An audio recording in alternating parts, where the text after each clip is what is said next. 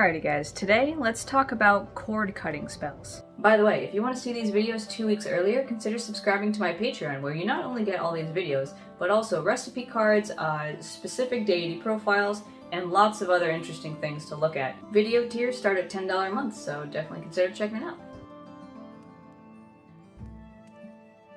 So there's a lot of debate among Christian witches on how far you can go with magic, right?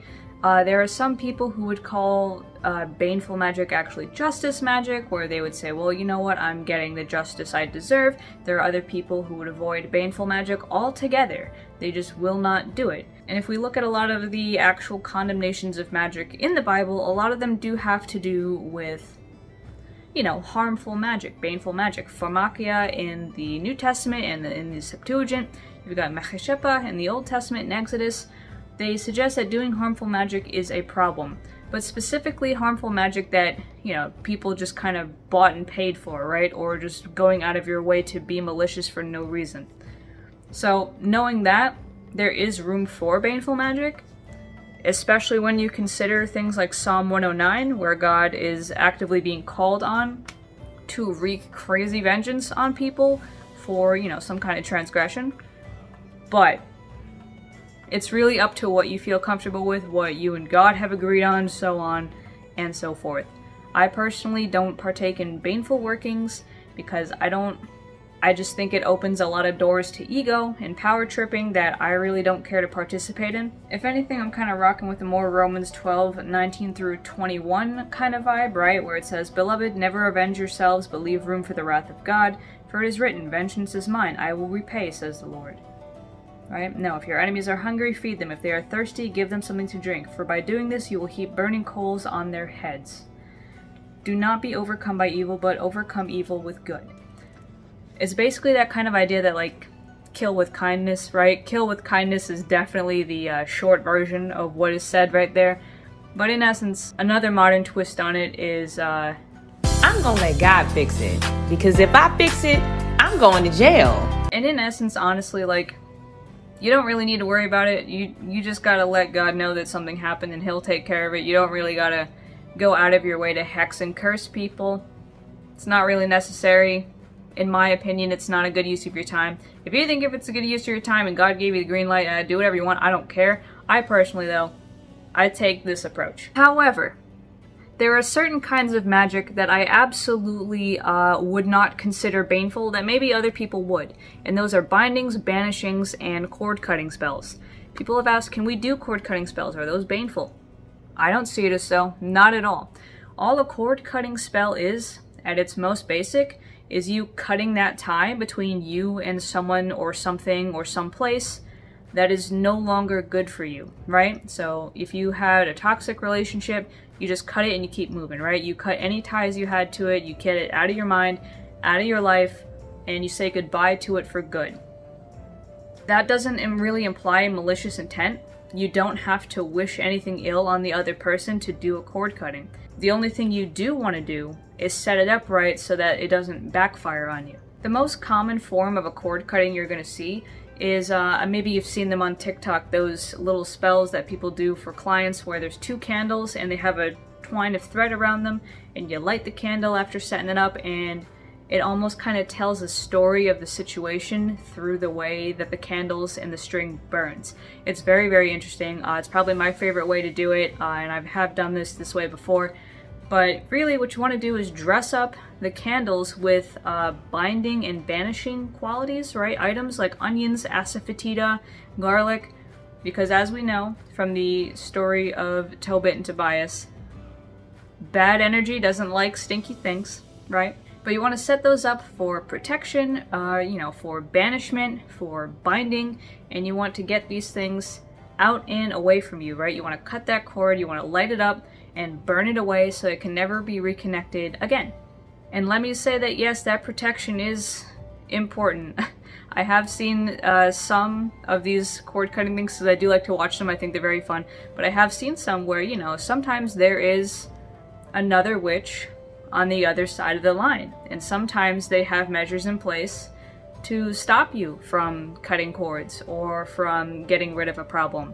So when it comes to that point, yeah, leaning on God's strength and, making sure your protections are rock solid is very important. Because the last thing you want is to go basically stick your hand into a lion's mouth and then get a big old clamp on it because you weren't being careful when you engaged with whatever's going on here. Now, I don't really do spells for other people. I don't do that unless it's like a family or a friend who's requested it of me.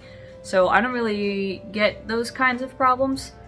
But if you know that you're screwing with someone who knows their way around a spice cabinet, you might want to watch out, right? As we say, better safe than sorry. And the cord cutting I did do once was honestly really just to solidify that a professional relationship I had was done, gone, and not going to come be a pain in my butt anymore. And again, it's a little bit of the divination within the cord cutting, right? You can kind of see the nature of the relationship, the state of it, and how well it's going to be cut off by the way these candles burn. So in my case, I mean, the string basically fell apart the very second I lit the candles, which suggested to me this relationship had been done, been over, and I was really just kind of cleaning out the last of it and getting it truly off and away from me. Probably the least dramatic cord cutting ever, but that's good, right? When it comes to magic, where it's fun to watch it be dramatic in the movies, it's fun to watch magic be dramatic maybe with other people, right? Standing on the sidelines and sipping tea and watching. It's never fun when it's dramatic for you. I will say that. Then it's just stressful. But at its core, it's just symbolizing, cutting that connection. You could even use something like a black or a red ribbon, right? And you can, maybe write their name on it or something, or the situation on it, and just take your scissors or your dagger and symbolically cut it so that it is no longer binding. It's not grabbing on you. It's not constricting you. You're free and you are out of it. That is really the point of a cord cutting spell. But again, if you are dealing with someone that you think maybe knows their way around a spice cabinet and their local witch shop, then you want to make sure that they're not going to come back and cause any problems. This is where I would advocate, on top of doing the cord cutting, also wrapping it up with a little bit of a binding, a little bit of a banishing, right? And so as Christian witches, we know that the true power in all of these spells and the true authority of all of these spells comes from God, right? The onion, the asafoetida, anything else you might use to protect yourself, they help. They contribute, the little buddies that they are. They focus the energy you are pouring in for these specific intentions. But the true magic is coming from God by way of your magic used to connect to Him. So you really want to make sure, first of all, that you have God's permission to do this, that it's the right move, you've done your divination beforehand, and He said, yup, let's go. And second of all, you want to make sure that once you're done, it's not going to be a round two of problems. So for me, a little bit of a binding after that, where maybe you write down their name and their birthday on a paper and you tie it up and you put it somewhere where it can't get you. Maybe you bury it, maybe you, I don't know, put it somewhere like in a box where it can't get you anymore. You might want to do something like that, but make very clear that your intentions are not to hurt this person, they're not to curse this person. It is simply to get them away from you.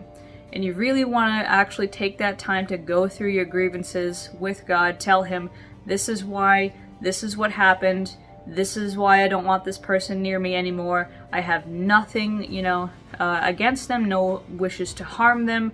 I just want them to leave me alone and my space to stay protected.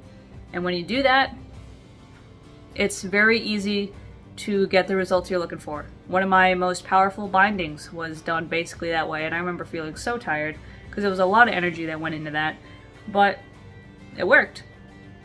Thanks be to God, it worked. You'll notice also in Psalm 109 that is kind of the method, right? Where you tell God exactly what these people did to you, why you don't like it, and what you want as like a recompense, what you want done to make sure it doesn't happen again, and then you just kind of let God deal with it, right? It's basically like presenting your case to the judge and saying, this is the problem, this is what I think should happen. It's up to you in the end, but this is what I need to stay feeling safe and able to go about my day-to-day, right? Just remember, as Christian witches, we are doing these things with God, right? Not out of His sight, not behind His back. not despite anything he says, your magic ain't really gonna work like that, right? So your magic as a person is kind of like a gas stove. Your magic is the thing that clicks when you turn the stove on. God's power is the gas that makes the fire happen, right? So you can click all day long, but if God ain't supplying that gas, you're not really going to get anywhere. That's why you really want to make sure that through all things, you include God. You make sure that he's on board. Because if he's not on board, first of all, it's probably not a good thing to do. There's probably some aspect, hidden angle you're not seeing that's going to bite you in the ass. And second of all, he's just not going to let you do it. And if it does work, it's not going to be nearly to the effect that you wanted. It's going to be like, you know, throwing a paper plane versus actually driving an airplane. But as to whether or not cord cuttings and the other protective elements around it, like bindings or banishings, are baneful, no. They are totally fine for Christian witches to do. I would advocate you do them if you really feel that you need to and that the problem is not resolving itself through conversation or any other kind of conflict resolution methods. Cord cuttings are for when you really have nowhere else to go with this relationship and nothing else to do with it. It's not something that you just do because you had a fight with your friend. It's something you do when you are sure you want nothing to do with this person ever again. So keep that in mind when you start thinking about doing these things. Are you going to want this person in your life again? Don't do a cord cutting then. Are you going to need this place or this concept or something that is currently causing you grief again? Is it just a temporary problem that you're going to get past? Don't do a cord cutting for that then. I've done cord cuttings for people that I truly intend to have nothing to do with again for the rest of my life. And that is it. That is it. But with all that said, I do hope this does help you understand the concept of a cord cutting a little better and that you use it to your greatest effect if you ever need to. I hope you don't need to use these. But stick around next week for a conversation on tasseomancy and where we will get ready to go.